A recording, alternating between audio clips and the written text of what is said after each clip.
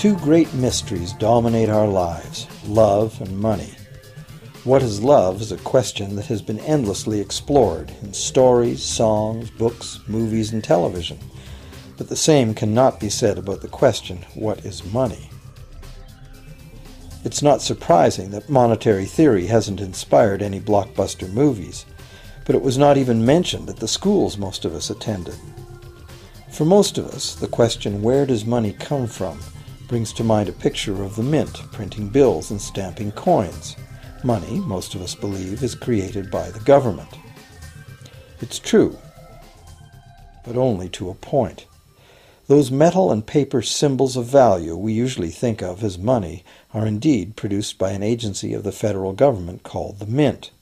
But the vast majority of money is not created by the Mint. It is created in huge amounts every day by private corporations known as banks. Most of us believe that banks lend out money that has been entrusted to them by depositors. Easy to picture, but not the truth. In fact, banks create the money they loan, not from the bank's own earnings, not from the money deposited, but directly from the borrower's promise to repay. The borrower's signature on the loan papers is an obligation to pay the bank the amount of the loan plus interest, or lose the house, the car, whatever asset was pledged as collateral. That's a big commitment from the borrower. What does the same signature require of the bank? The bank gets to conjure into existence the amount of the loan and just write it into the borrower's account. Sound far-fetched? Surely that can't be true. But it is.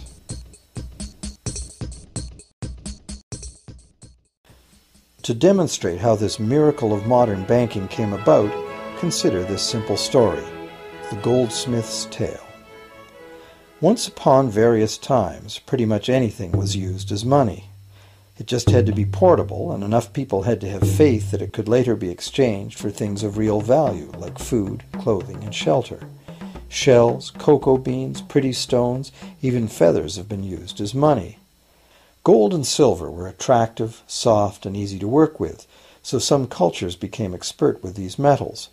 Goldsmiths made trade much easier by casting coins, standardized units of these metals whose weight and purity was certified. Well, to protect his gold, the goldsmith needed a vault, and soon his fellow townsmen were knocking on his door, wanting to rent space to safeguard their own coins and valuables. Before long, the goldsmith was renting every shelf in the vault and earning a small income from his vault rental business. Years went by, and the goldsmith made an astute observation. Depositors rarely came in to remove their actual physical gold, and they never all came in at once. That was because the claim checks the goldsmith had written as receipts for the gold were being traded in the marketplace as if they were the gold itself. This paper money was far more convenient than heavy coins, and amounts could simply be written instead of laboriously counted one by one for each transaction. Meanwhile, the goldsmith had another business. He lent out his gold, charging interest. Well, as convenient claim check money came into acceptance, borrowers began asking for their loans in the form of these claim checks instead of the actual metal. As industry expanded, more and more people asked the goldsmith for loans. This gave the goldsmith an even better idea. He knew that very few of his depositors ever removed their actual gold, so the goldsmith figured he could easily get away with lending out claim checks against his depositors' gold, in addition to his own. As long as the loans were repaid, his depositors would be none the wiser and no worse off, and the goldsmith, now more banker than artisan, would make a far greater profit than he could by lending only his own gold. For years, the goldsmith secretly enjoyed a good income from the interest earned on everybody else's deposits. Now a prominent lender, he grew steadily richer than his fellow townsmen, and he flaunted it. Suspicions grew that he was spending his depositors' money. His depositors got together and threatened withdrawal of their gold if the goldsmith didn't come clean about his newfound wealth. Contrary to what one might expect, this did not turn out to be a disaster for the goldsmith. Despite the duplicity inherent in his scheme, his idea did work. The depositors had not lost anything. Their gold was all safe in the goldsmith's vault. Well, rather than taking back their gold, the depositors demanded that the goldsmith, now their banker, cut them in by paying them a share of the interest. And that was the beginning of banking.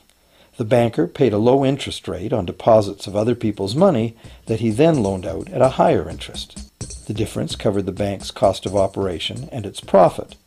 The logic of this system was simple, and it seemed like a reasonable way to satisfy the demand for credit.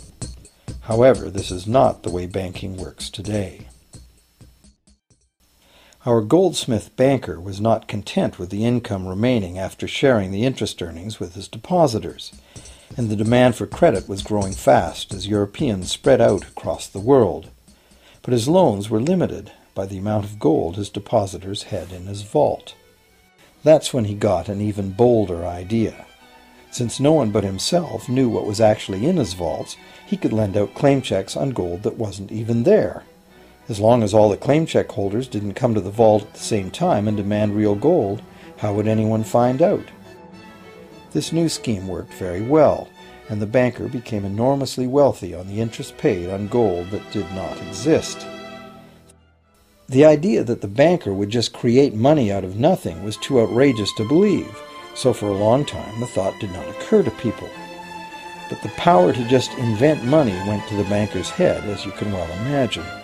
In time, the magnitude of the banker's loans and his ostentatious wealth did trigger suspicions once again. Some borrowers started to demand real gold instead of paper representations. Rumors spread. Suddenly, several wealthy depositors showed up to remove their gold. The game was up. A sea of claim check holders flooded the street outside the closed doors of the bank. Alas, the banker did not have enough gold and silver to redeem all the paper he had put into their hands. This is called a run on the bank, and it is what every banker dreads. This phenomenon of a run on the bank ruined individual banks and, not surprisingly, damaged public confidence in all bankers. It would have been straightforward to outlaw the practice of creating money from nothing.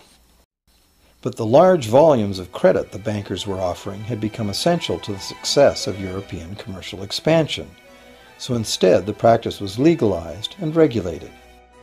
Bankers agreed to abide by limits on the amount of fictional loan money that could be lent out. The limit would still be a number much larger than the actual value of gold and silver in the vault.